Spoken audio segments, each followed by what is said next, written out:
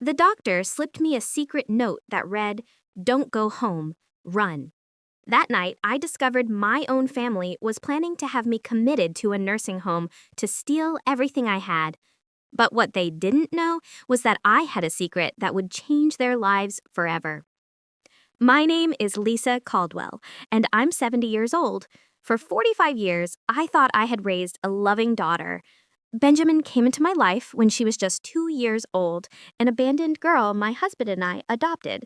With all the love in the world, I gave her everything: an education, affection, and years of sacrifice.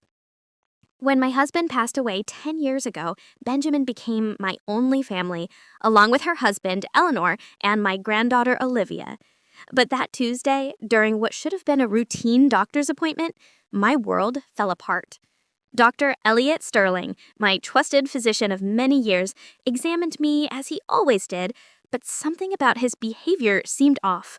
His hands trembled slightly as he checked my blood pressure, and he avoided direct eye contact.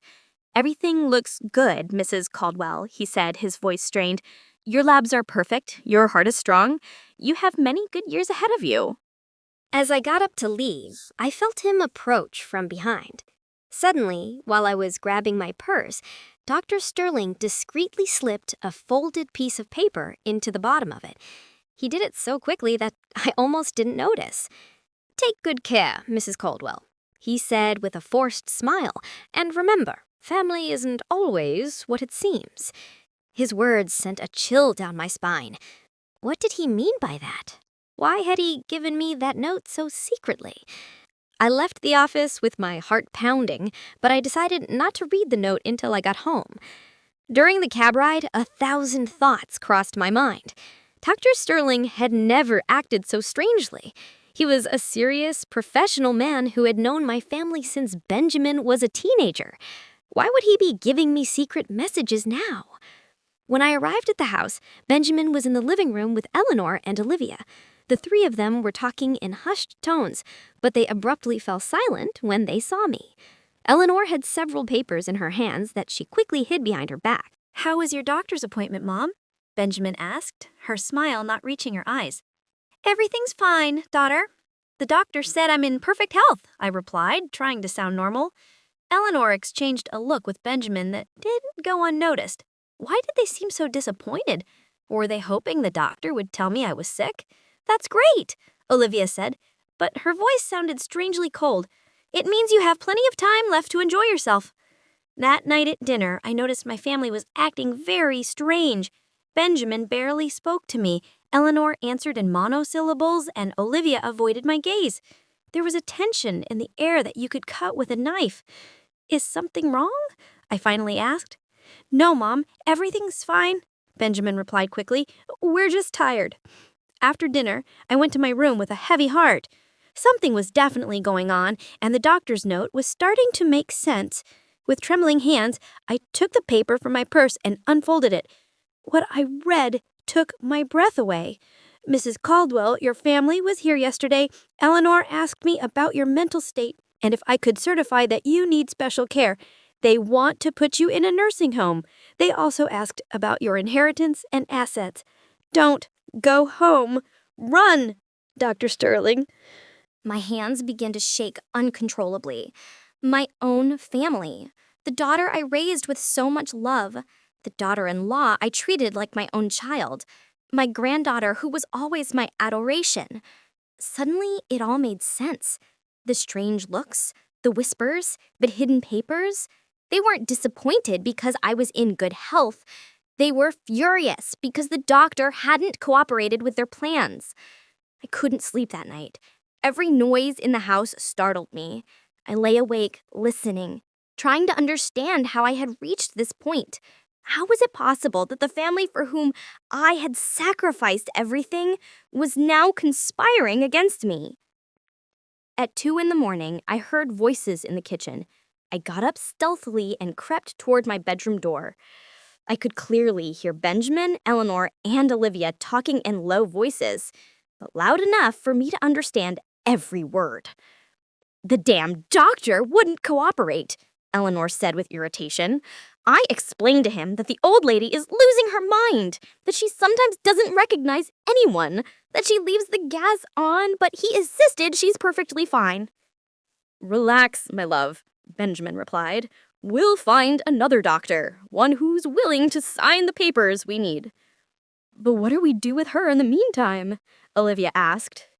I already booked my spot at the college in the U.S. I need that money now, not in 5 years when she finally dies of old age. Olivia, don't talk like that, Benjamin scolded, though without much conviction. You have a point, though. We need to act fast. The house is worth almost $500,000, and with her pension and savings, we could live comfortably until she dies, Eleanor finished coldly. Look, I didn't join this family to take care of a senile old woman. I married you because I thought you'd inherit soon, but it's been 10 years and she's still here spending our money. Our money? I repeated silently, feeling rage start to grow in my chest. All my money, earned with my and my late husband's sweat, they saw as their own? Tomorrow, I'm going to talk to the lawyer. I'm going to ask if we can have her declared incompetent without a doctor. There has to be a way. And if that doesn't work, Eleanor added, we can always make her life impossible until she decides to go to a nursing home herself. Take away her TV. Don't cook for her. Treat her like what she is, a burden. Mom, don't be so cruel, Olivia said. But then she added, though the truth is, I'm already tired of pretending to love her. She's always there, butting into her conversations, asking why we're out so late. It's insufferable. My legs began to tremble. I leaned against the wall, feeling my world crumbling around me. These were the people for whom I had worked 18 hours a day when Benjamin was little, for whom I had given up my dreams, my friendships, my own life. Remember my 15th birthday? Olivia continued. She bought me that horrible red dress and forced me to wear it. All my friends laughed at me. From that day on, I swore I'd get her back someday.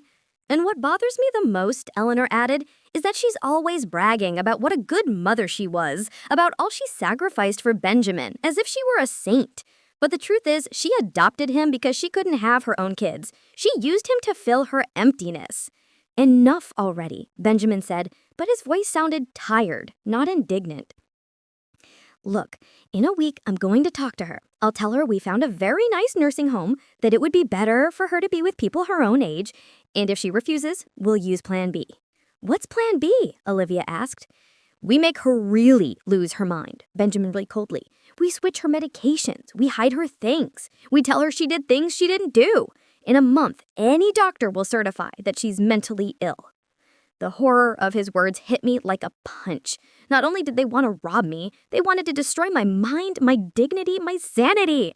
They wanted to turn me into what they claimed I already was. Perfect, Eleanor said, excited. And once she's committed, we'll have access to all her accounts. We can sell the house, collect her pension, and dispose of everything without anyone bothering us. Exactly, Benjamin confirmed. And the best part is that no one will suspect a thing. To the outside world, we're the perfect family, lovingly taking care of a sick grandmother. They laughed. The three of them laughed as if they had told the best joke in the world. They laughed at me, at my naivete, at my unconditional love for them. In that moment, something inside me broke. It wasn't my heart that had already been shattered since I read the doctor's note. What broke was my blind faith in goodness, my belief that love is always reciprocated, my conviction that family is sacred. First thing in the morning, I'm going to make copies of all her cards, whispered Eleanor. That way we can spend a little at a time without her noticing. Great, Benjamin approved. And I'm going to go through all her papers. There has to be a will somewhere that we can modify. Modify how? Asked Olivia. Let's just say that Grandma, in her mental confusion, decided to leave everything to us because we're the only ones who care for her, Benjamin explained with a smile in his voice. Dad, you're a genius, Olivia said admiringly. But we have to be careful. What if someone suspects something? No one's going to suspect anything, Eleanor reassured her. She has no friends, no family besides us. She's a lonely old woman who is completely dependent on us. Who's going to defend her? They were right. I had no close friends. I lost touch with most of them when I dedicated myself completely to taking care of Benjamin. I had no siblings. My parents had passed away years ago. I was completely vulnerable. But what they didn't know, what they had never bothered to find out, was that I had a secret. A secret that would completely change the balance of power in this situation. When my husband died, he left me with more than just love and memories. He left me with an inheritance I had kept hidden all these years. $2.2 million in an offshore bank account that only I knew about, in addition to 3 properties overseas that he had bought as investments. I never told Benjamin about it because I wanted to be sure she loved me for who I was, not for what I had. I wanted her to build her own life, to be independent. But now I realized I had been a fool. She had never loved me. She had just been patiently waiting for me to die so she could inherit the little she thought I had. Well, Benjamin said finally, I think we're all clear. Tomorrow we put the plan in motion. And remember, in front of her, we have to keep being the loving family we've always been. Of course, Eleanor replied. I'm an excellent actress. I can fake loving her for a little while longer. I heard their footsteps retreating toward their rooms. I stayed there, frozen, with the doctor's note clutched in my hand. He was right. I had to run, but I wasn't going to run like a scared victim. I was going to run like a woman who had just woken up from a 45-year-long dream. I was going to run to plan the most perfect revenge they could ever imagine. I spent the rest of the night planning.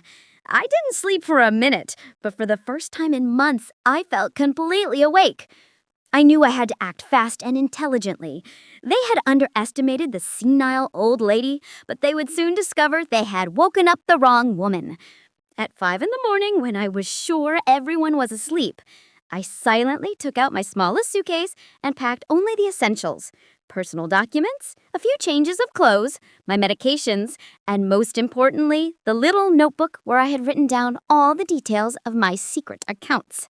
Before leaving, I decided to do something that would give me an advantage in the future. I took out my phone and activated the voice recorder. Then I pretended I had forgotten something and walked back through the house, making sure to pass near Benjamin and Eleanor's room. As I expected, they were already awake, whispering about their plans for the day.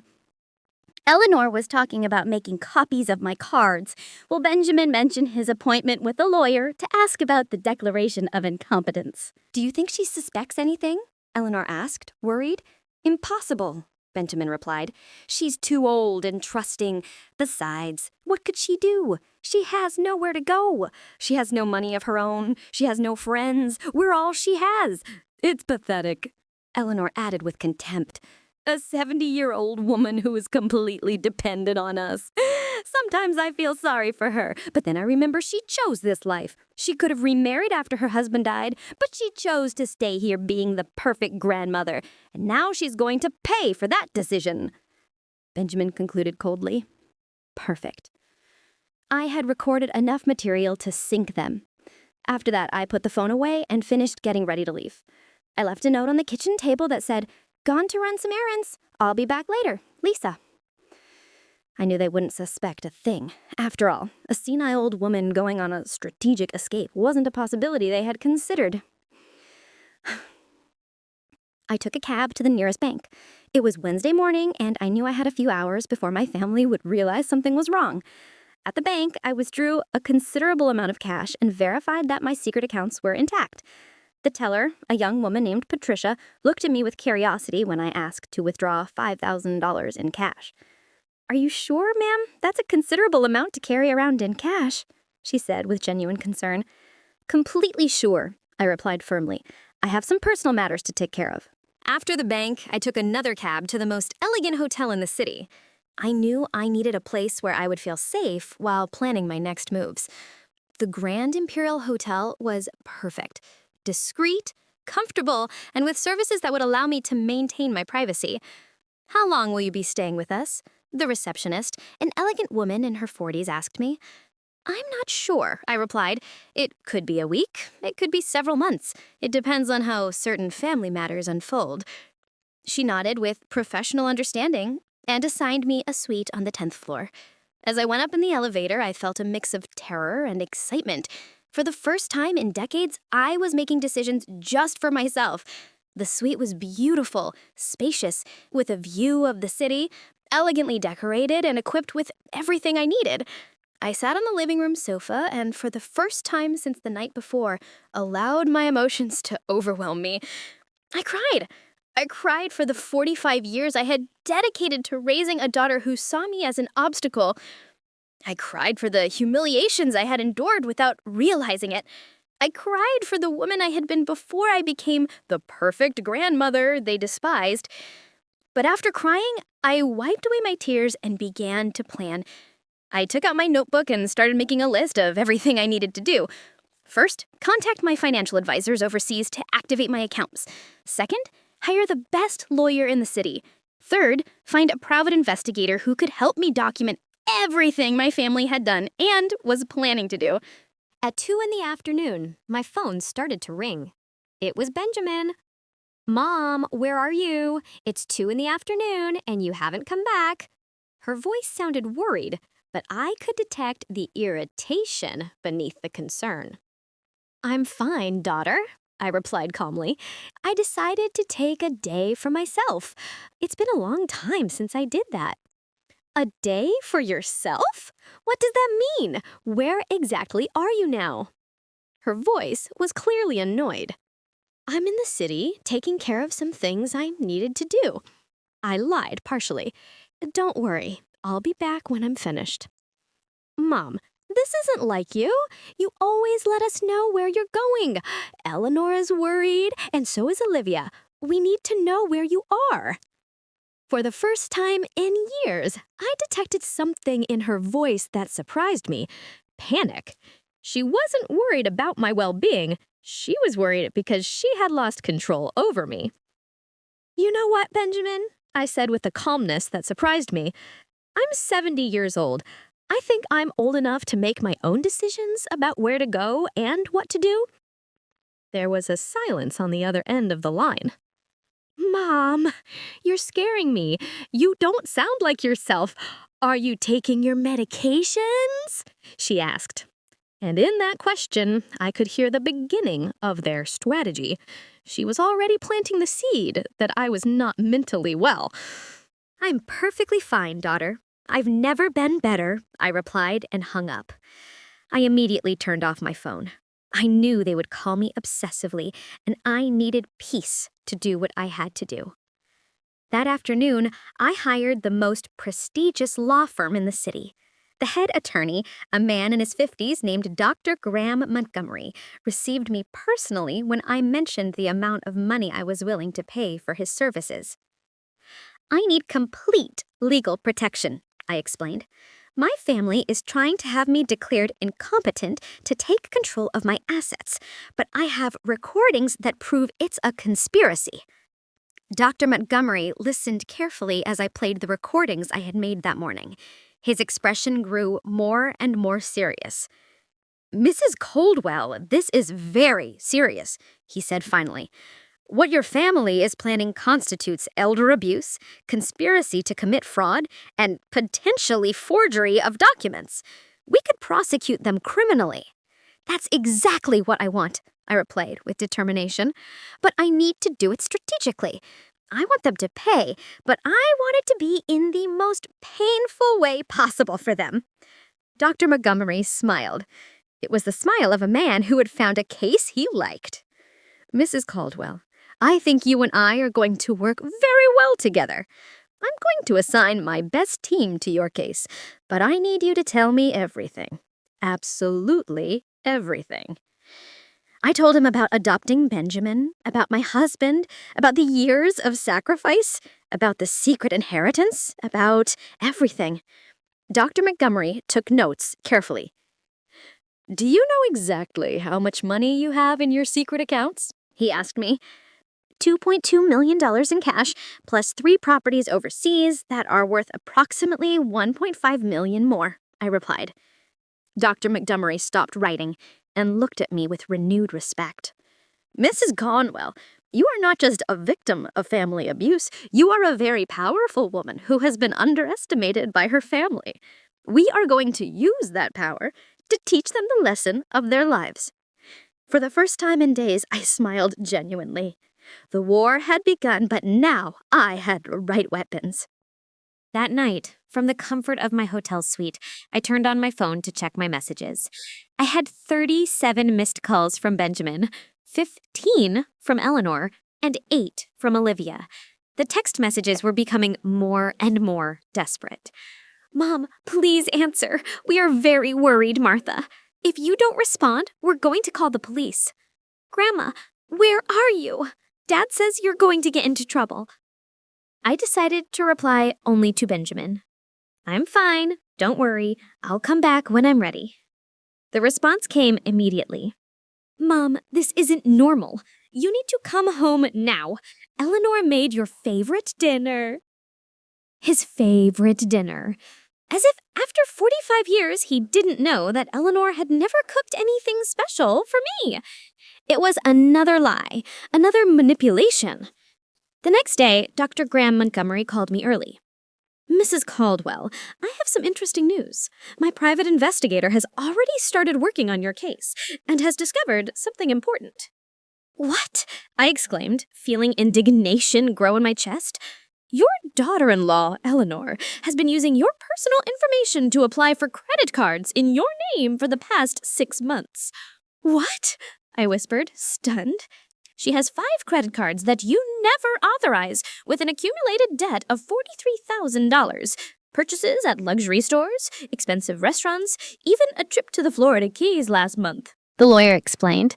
But I never went to the Florida Keys, I said, confused. No, ma'am, they went. Your family took a week-long vacation using your money while they told you they were going to visit Eleanor's sick mother. The memory hit me like a slap. I remembered that week perfectly. Eleanor had cried, saying her mother was very ill and they needed to go and take care of her urgently. I had given them money for the trip, in addition to what they had already stolen with the fake credit cards. Dr. Montgomery, what else did your investigator discover? I asked, my voice breaking. Your son Benjamin lost his job 8 months ago, but he never told you. He has been living off your savings and pension. We also discovered that he has already contacted 3 different doctors trying to find one who is willing to certify that you suffer from senile dementia. Each revelation was a deeper stab. Not only had they planned to rob me, but they had already been robbing me for months. Not only did they want to declare me insane, they had already started the process. And my granddaughter, Olivia? I asked, my voice breaking. She also has her secrets, Mrs. Caldwell. She's 3 months pregnant, but she's lying to her parents about who the father is. Apparently, the real father is a married man of 50 who promised to leave his wife but now doesn't want to know anything about the baby. Oh my God, I whispered. My granddaughter, the girl I had helped raise, was involved in a scandal that could destroy her future. There's more, Dr. Montgomery continued. Eleanor has been having an affair with your neighbor Dave for the past 2 years. My investigator has photographs and videos that prove it. Dave? Carol's husband? I asked, remembering the sweet woman who lived next door. That's right. Apparently, Eleanor and Dave meet at a motel on Tuesday and Thursday afternoons while Benjamin believes she's at her yoga class. The irony was brutal. While they were planning to destroy my life by accusing me of being crazy, each of them was living a lie that made them far worse than I could ever have imagined. Dr. Montgomery, I want you to document all of this, I told him with renewed determination. Every lie, every theft, every betrayal, I want that when the time comes to confront them, they have evidence of everything. Of course, Mrs. Caldwell, but I have a suggestion. Instead of confronting them immediately, what do you think of letting them dig their own grave a little deeper? That afternoon, I decided to do something I hadn't done in years. Buy new clothes. I went to the most elegant stores in the city and bought 3 beautiful dresses. An elegant black one, a vibrant red one, and an emerald green one that made me feel powerful. I also bought new shoes, a genuine leather handbag, and even got my hair done at the city's most exclusive salon. The stylist, a young woman named Sophia, worked on my hair for 3 hours. Ma'am, you have beautiful hair, she told me as she worked. Why have you neglected it so much? Because for a long time I thought it wasn't worth taking care of myself, I replied honestly. I thought my only function was to be the invisible grandmother who takes care of everyone else. Well, those days are over, Sophia declared firmly. When I'm done with you, you're going to look like the queen you've always been. And she was right. When I looked at myself in the mirror, I didn't recognize the woman looking back at me. My hair had a modern, elegant cut with highlights that brought light to my face. I looked powerful. That night, having dinner in the hotel restaurant, I decided to call Benjamin. Mom, finally, where the heck have you been? Her voice sounded furious, not worried. Taking care of myself, daughter, I replied calmly. You know, I hadn't taken time for myself in years. It's been very revealing. Mom, this has to stop. You can't just disappear like this. We're your family. We have a right to know where you are. A right, I repeated, letting the word hang in the air. Since when does my family have a right over me? Since you started acting erratically, he replied. And there he was again, trying to plant the seed that I was mentally unstable. Erratic? Does it seem erratic to you that a 70-year-old woman decides to take a few days for herself? Yes, when that woman has never done anything like that before. Mom, I think you need to talk to a specialist. A specialist? I asked, faking confusion. What kind of specialist, Benjamin? A psychologist, Mom. Someone who can help you with these behavioral changes. Perfect. He was admitting his intentions on a call that I was recording. You know what, daughter? You're right. I do need specialized help, I told her.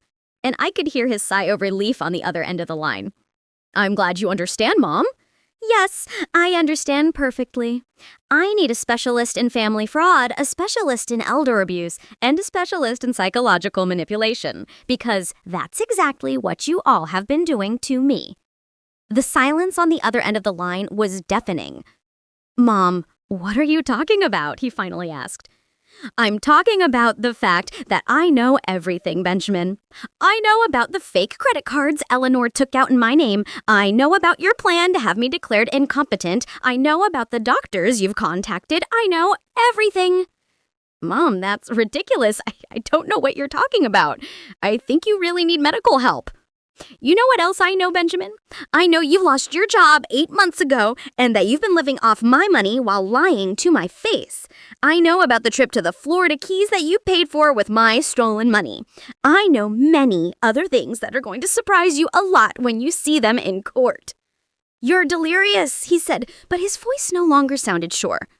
Delirious. Last night, I heard you planning how to make me really go crazy by switching my medications. Is that a delusion, too? This time, the silence was even longer. Mom, come home. We can talk about this as a family.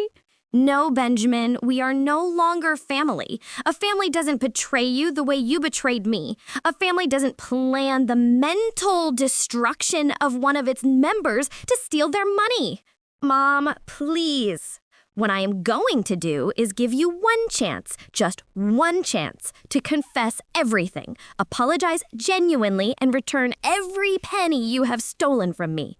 If you do that, maybe, just maybe, I can find a way to forgive you. We have nothing to confess, he replied, but his voice was trembling. Then I'll see you in court, daughter. Have a good night. I hung up the phone, and for the first time in days, I felt completely at peace. The bore had been officially declared, and I had all the weapons. The following days were an emotional roller coaster. My phone wouldn't stop ringing with desperate calls from my family. First, they tried the love tactic, crying messages from Olivia saying how much she missed me. Broken voices from Eleanor asking for forgiveness for any misunderstandings, and pleas from Benjamin begging me to come home to clear things up. But when that strategy didn't work, they switched to fear and intimidation. Benjamin left me a voice message that said, Mom, if you don't come back immediately, we're going to have to take legal measures to protect you from yourself. Your erratic behavior is forcing us to consider legal guardianship. But Dr. Graham Montgomery had prepared me for this. Mrs. Caldwell, he said during one of our meetings, let them file the petition for guardianship. It will be the best evidence we could have of their true intentions.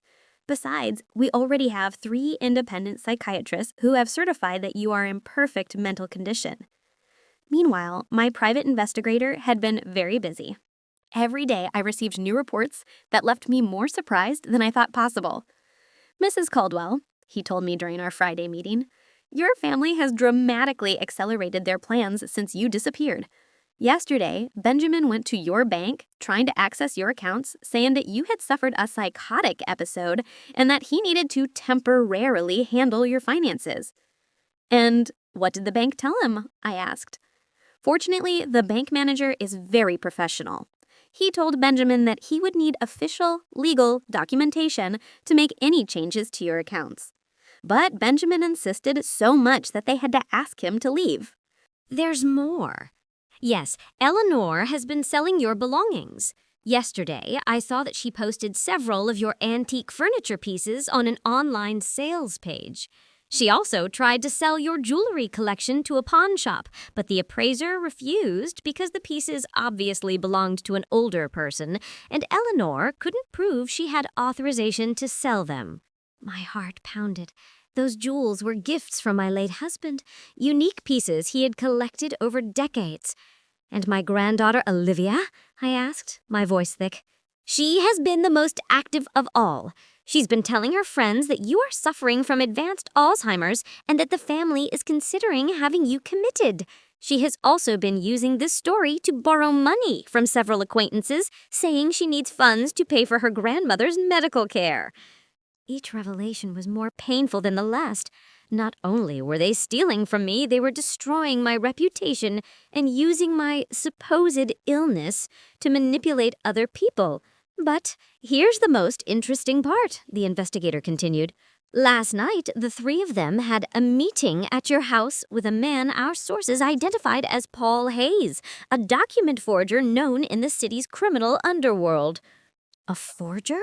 I asked, feeling my blood run cold. Apparently, they are planning to create fake medical documents that certify your mental incompetence.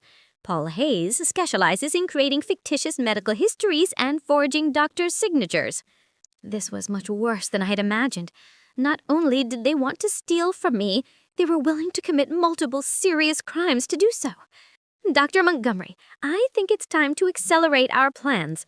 If we wait any longer, they're going to have fake documents that could complicate things.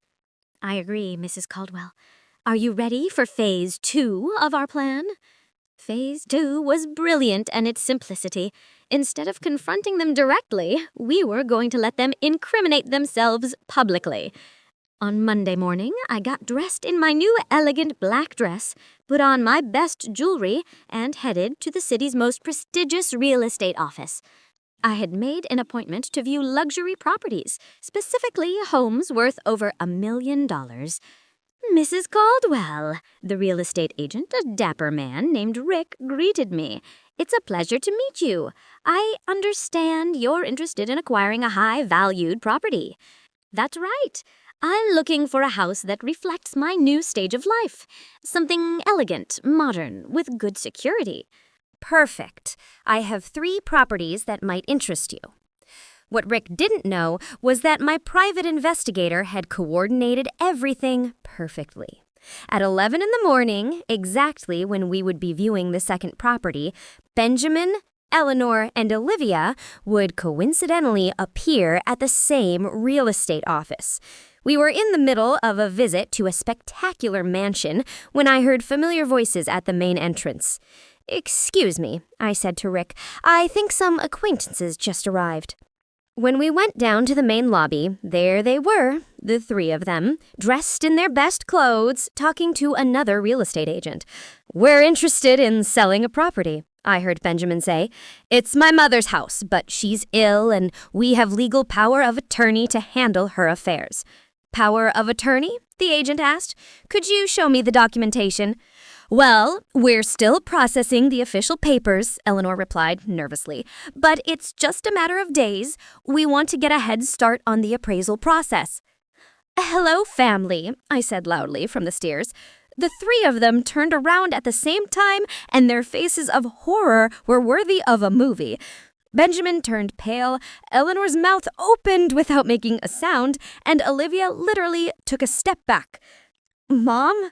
What are you doing here? The same thing you are, apparently, although I'm buying, not selling. Rick, my real estate agent, approached with a professional smile. Do you know these people, Mrs. Caldwell? Unfortunately, yes, I replied. This is my family, or at least that's what I thought until recently. Mom, we need to talk, Benjamin said, trying to sound authoritative but failing miserably. About what, Benjamin? About how you were planning to sell my house without my authorization? About the fake documents you're processing, or about the power of attorney you just mentioned that doesn't exist? The other real estate agent looked confused and clearly uncomfortable. Excuse me, he interrupted, but if there is a legal conflict over the property, we cannot proceed with any appraisal until it is resolved. There's no conflict, Eleanor said desperately. It's just that she hasn't been right in the head lately. I'm not right in the head, I repeated loudly, making sure everyone in the office could hear. Is that why I'm here buying $1.5 million house with my own money? Rick's jaw dropped. $1.5 million? Olivia whispered. Oh yes, dear granddaughter, I said with a sweet smile. It turns out your senile grandmother has a lot more money than you thought. I took out my phone and dialed Dr. Montgomery's number. Doctor, I'm at Richardson Associates Realty. My family is here trying to sell my property without authorization and claiming they have power of attorney over my affairs. Could you send someone from your office to document this situation? Of course, Mrs. Caldwell. Someone will be there in 15 minutes.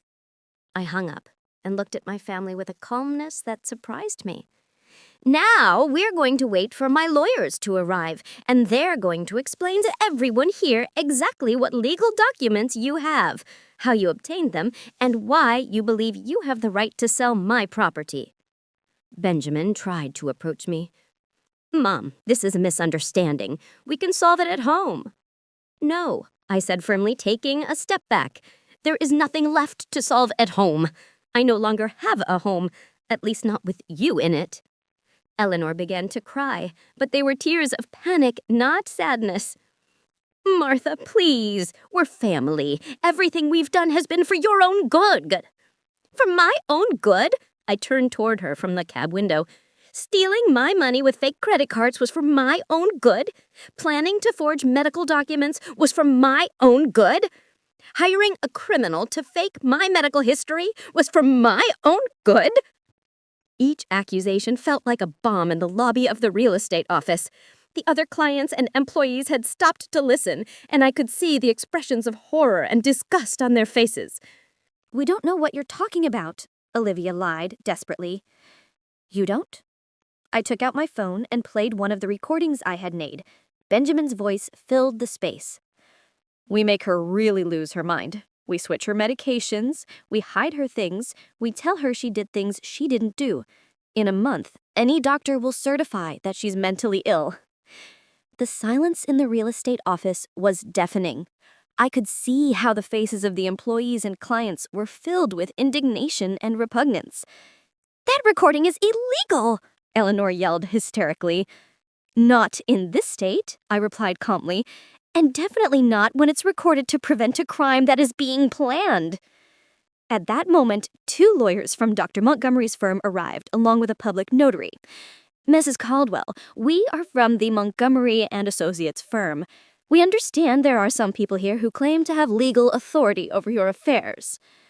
That's right, I replied. I would like you to officially document that these 3 people have no legal power over me, my properties, or my finances, and that any attempt to exercise such authority constitutes fraud.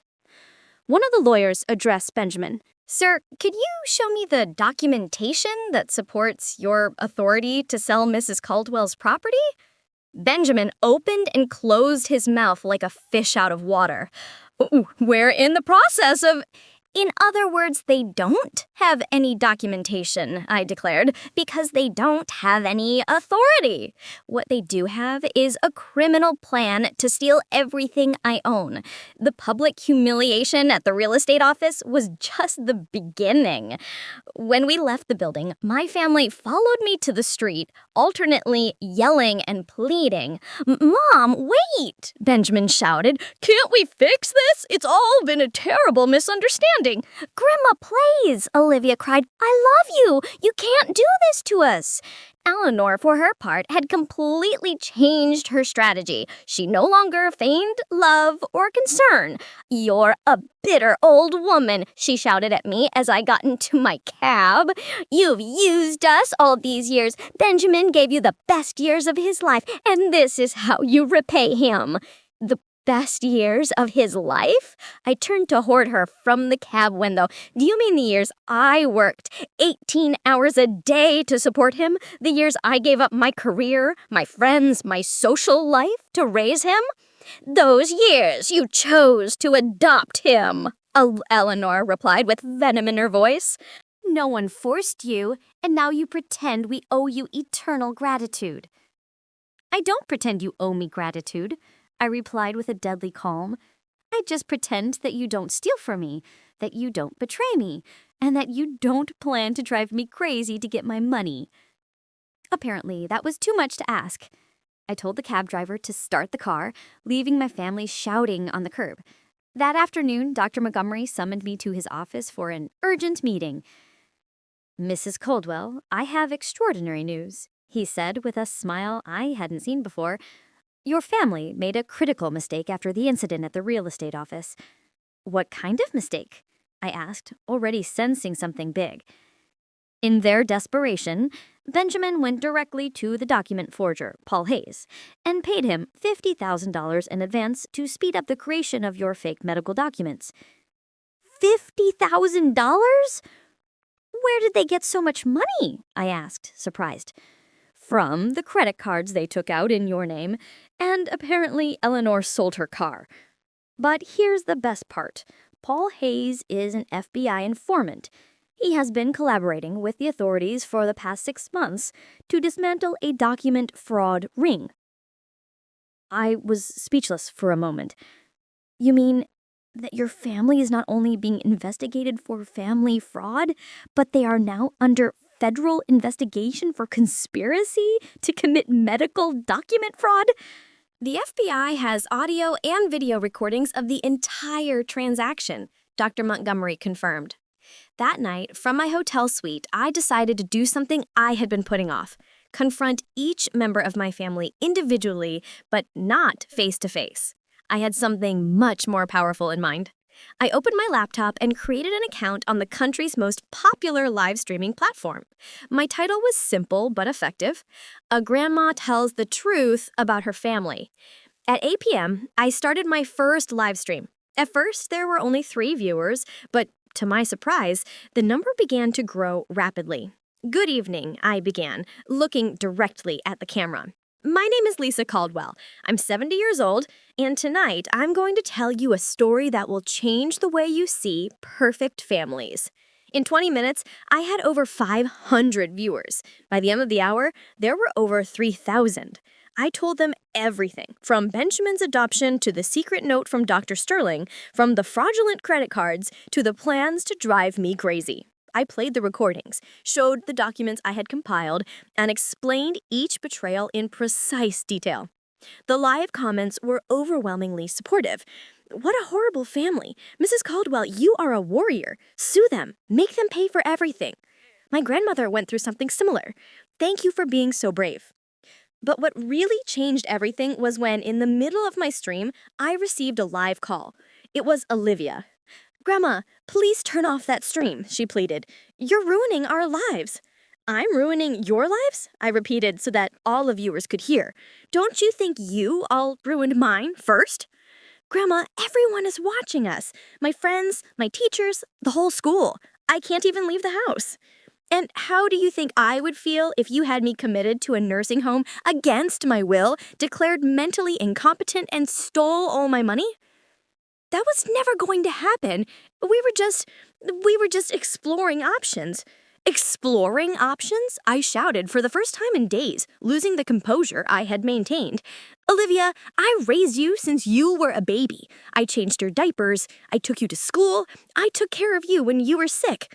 And you were there smiling while your parents planned to destroy me. The silence on the other end of the line was deafening, but the live comments exploded. Tell her the truth. This girl is shameless.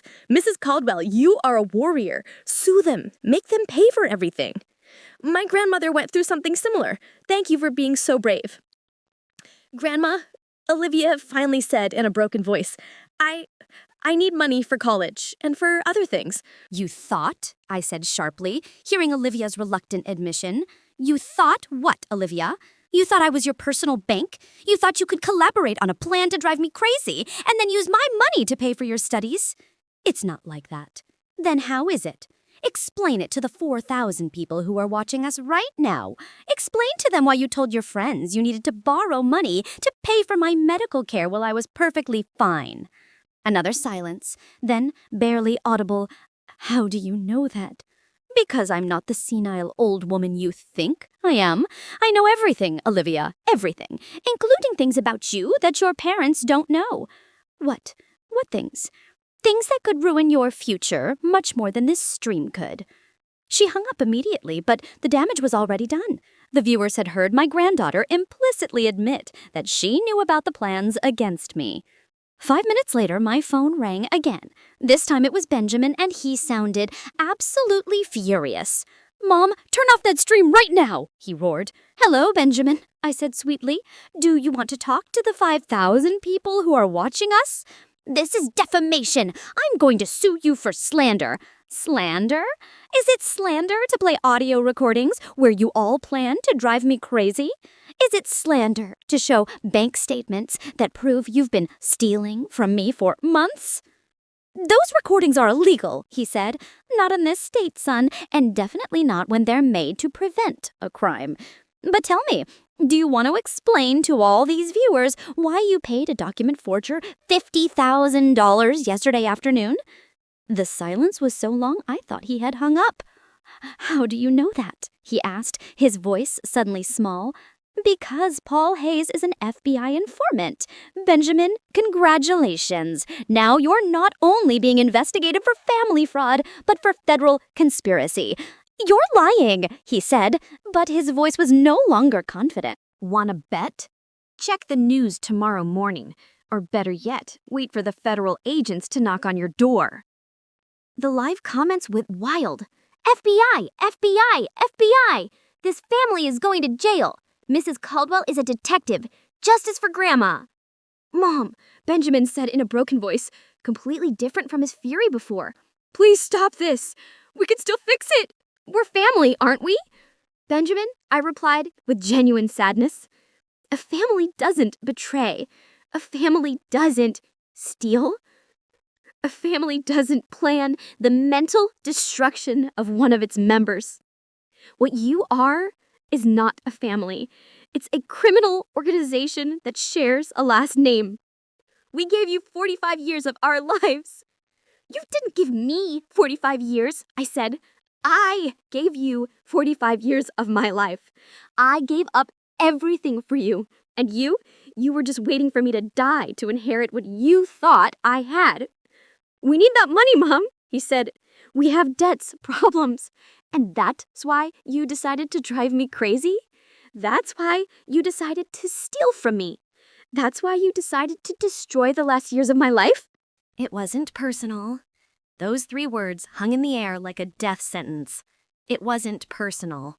45 years of love, sacrifice, and dedication. And to him, it wasn't personal. "You're right, Benjamin," I said finally. "It wasn't personal for you all, and from now on, it won't be personal for me either. I'll see you in court." I hung up and looked at the camera. And that, dear viewers, was my family. I said with a sad smile. Tomorrow, I'll continue with this story. Good night. I ended the stream with over 7,000 viewers and hundreds of messages of support. For the first time in weeks, I went to sleep feeling that I was not alone in this battle. The next morning, I woke up with my phone exploding with notifications. My live stream had gone viral. I had thousands of messages of support, hundreds of interview requests from media outlets, and surprisingly, dozens of messages from other older people who had gone through similar situations. Mrs. Caldwell, one message said, "My son did the exact same thing. Thank you for being brave and telling your story. You've inspired me to take action." Another said, "I'm a lawyer specializing in elder abuse. Your case is textbook. If you need additional help, I'm at your disposal at no cost." But the message that impacted me the most was from a woman named Carol Sterling. "Mrs. Caldwell, I'm a social worker. Just yesterday, I prevented a family from having their 75-year-old father committed after seeing your stream. Your courage is saving other grandparents." Dr. Montgomery called me at 9 in the morning. "Mrs. Caldwell, I have news that will change everything," he said with a smile I hadn't seen before. "The FBI arrested Paul Hayes last night, and in his interrogation, he confessed everything about the transaction with your family. Everything. Not only did he admit that Benjamin paid him to forge medical documents," Dr. Montgomery continued, "but he also revealed that your family asked him to create a fake will in your name, leaving everything to them and declaring that you were mentally incompetent when you signed it." I felt as if I had been punched in the stomach. A fake will? Apparently, the plan was much more elaborate than we thought. They were going to use the fake medical documents to have me committed. Then they would present the forged will and finally wait for me to die in the nursing home to legally inherit everything. My God, I whispered. How long had they been planning this? According to Paul Hayes, Eleanor first contacted him 4 months ago. This was not a desperate last-minute decision. It was a calculated and premeditated conspiracy. That afternoon, while I was processing this new information in my hotel suite, I received an unexpected call. It was Olivia, and for the first time in weeks, her voice sounded genuinely broken. "Grandma, can we please talk? Just you and me." "What for, Olivia?" I asked, cautious. "For you to lie to me again? For you to try to manipulate me emotionally?" "No, Grandma, to tell you the truth, the whole truth. I can't take this anymore." Something in her voice made me hesitate. I decided to take a risk. Okay, but it will be in a public place with witnesses, and I'm going to record the entire conversation. Whatever you want, just please. We met at the cafe in the hotel lobby.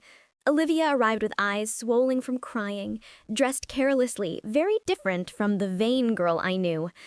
"Grandma," she began before I could say anything, "you have to know that I never wanted things to go this far." "How far, Olivia?" I asked, feeling my pulse race. "How far did you think was acceptable?" "At first, Mom and Dad just talked about convincing you to move to a luxury nursing home. They said it would be better for you, that you'd have the company of people your own age. And what did you think?" "I thought maybe they were right. The house is very big for you alone, and sometimes you seemed lonely." She stopped and looked me in the eyes. "But that was before I knew about the money." "What money?" I asked. "They didn't know about my secret accounts, no, but they knew about your pension, about the savings you had in the local bank, about the value of the house. Mom had been investigating for months, going through your papers when you weren't home. She would call your bank pretending to be you. She even went to see your old boss to ask about your retirement pension. Each revelation was a deeper stab. And when they decided it wasn't enough to just convince me," Olivia began to cry. "When Mom found out that you could live another 20 years, she said she couldn't wait that long, that she needed the money now." "What did she need the money for so urgently?"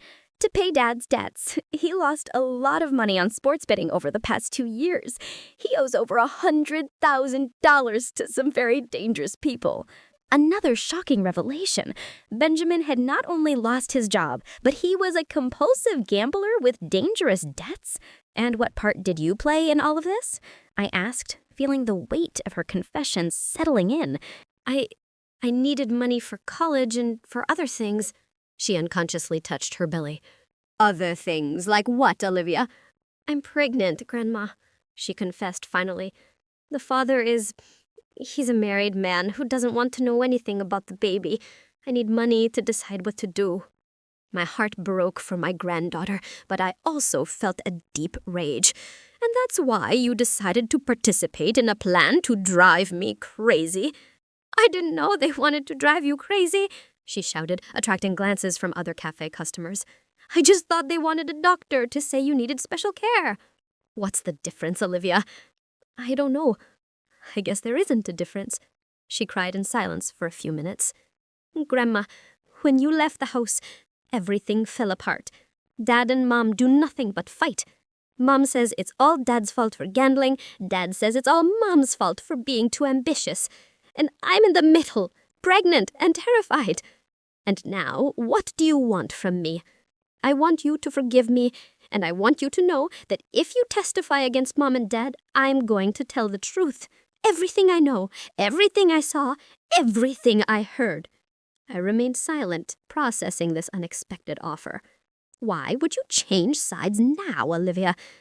Because last night, Dad told me that if everything goes wrong, they're going to say that I was the one who had the idea to steal your jewels. They're going to say that I manipulated them into doing it because I needed money for drugs. Drugs? I don't do drugs, Grandma.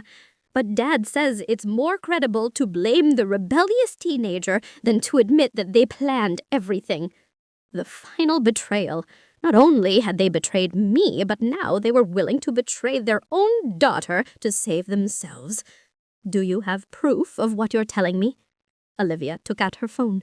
I have recordings of all their fights since you left. I have text messages where they plan to blame me. I have videos of Mom counting the money she got from selling your jewels. Why did you record all of that? Because a week ago, I realized that when all this is over, they're going to abandon me too. I'm underage, I'm pregnant, and I have no money.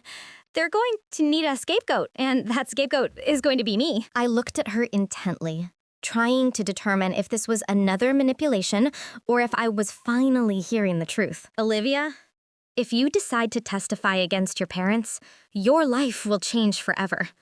Your relationship with them will be completely over. My relationship with them is already over, Grandma, from the moment they decided to use me as part of their plan against you, and then decided to sacrifice me to save themselves. And what do you want in exchange for your testimony? I want you to help me finish high school. I want you to help me make the right decision about my pregnancy.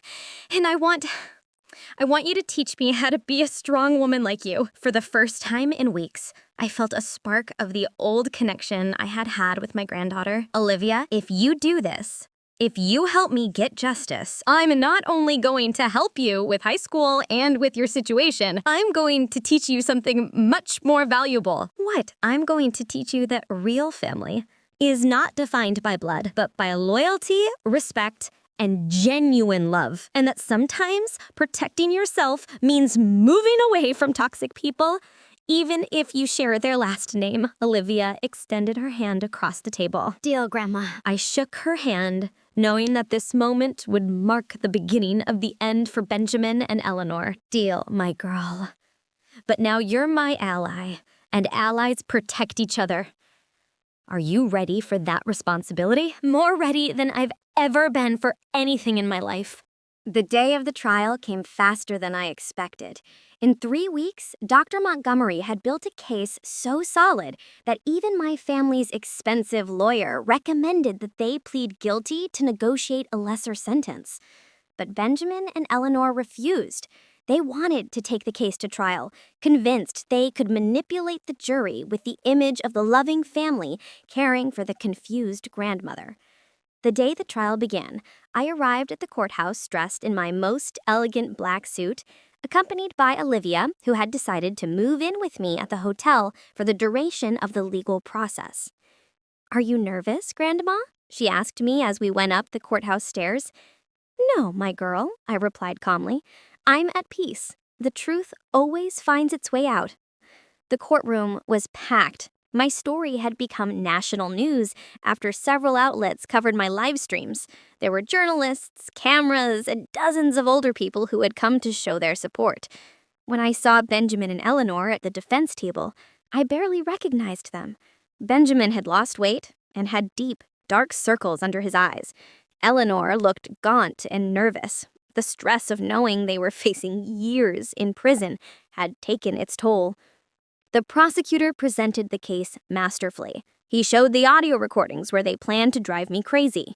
He presented evidence of credit card fraud. He explained the conspiracy with the document forger and finally showed the proof of the fraudulent mortgage on my house.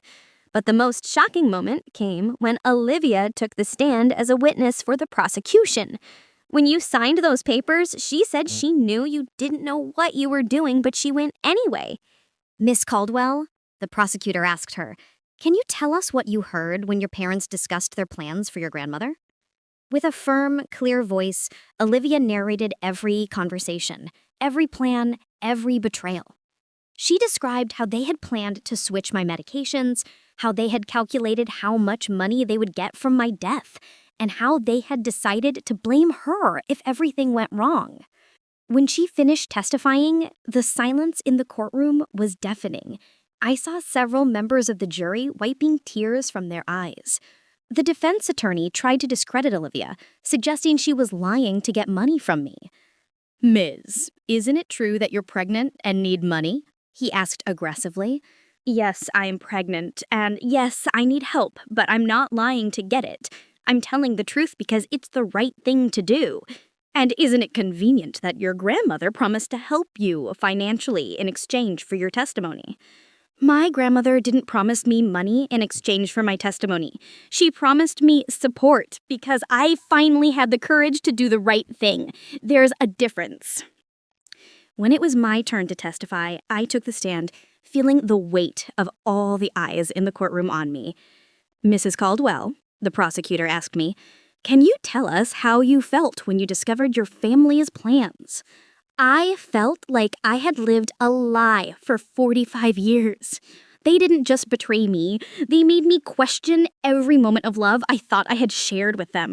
They made me wonder if I was ever anything more than an obstacle between them and my money. And how do you feel now? Now I feel free, I said, looking directly at Benjamin. Free from the lies, free from the manipulation, and free from the obligation to love people who never truly loved me. The trial lasted 5 days. In the end, the jury deliberated for just 2 hours before returning with a unanimous verdict. Benjamin was sentenced to 12 years in prison for conspiracy, fraud, forgery of documents, and elder abuse. Eleanor received 10 years for the same charges, plus additional charges for mortgage fraud. When the judge read the sentences, Eleanor broke down crying. Benjamin simply stared ahead with an empty expression.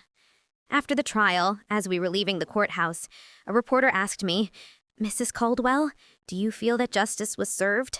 I feel that legal justice was served, I replied. But the real justice was discovering who I truly was before it was too late to enjoy the rest of my life.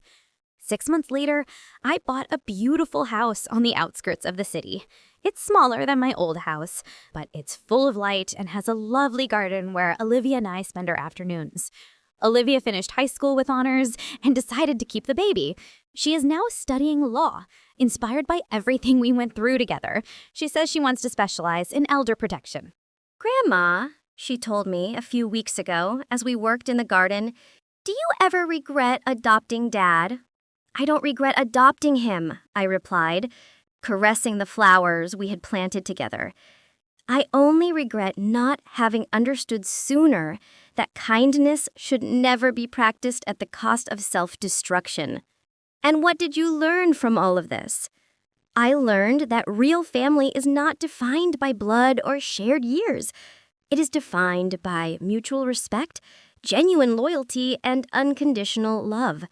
I learned that it is better to be alone with dignity than to be accompanied by betrayal. And I learned that it is never too late to start over. Now, at 71 years old, I am living the fullest life I have ever had. I travel, I read, I have new friends, and above all, I have a genuine relationship with my granddaughter, who has become the daughter of my heart that I always wanted to have. Benjamin and Eleanor have tried to contact me from prison several times, but their letters go directly to the trash, unopened. Some doors once closed should never be opened again. Every night before I go to sleep, I am thankful for 3 things. For Dr. Sterling, who had the courage to warn me, for my own strength that I didn't know I had, and for discovering that endings can also be beginnings if you have the courage to write your own story. Kindness is still important in my life, but now I practice it with wisdom. I help other older people who are facing similar situations. I support Olivia in her studies, and I've created a foundation to prevent elder abuse. But more important than all that, I finally learned to love myself as much as I loved everyone else my whole life. And that, my dears, is the most valuable lesson of all.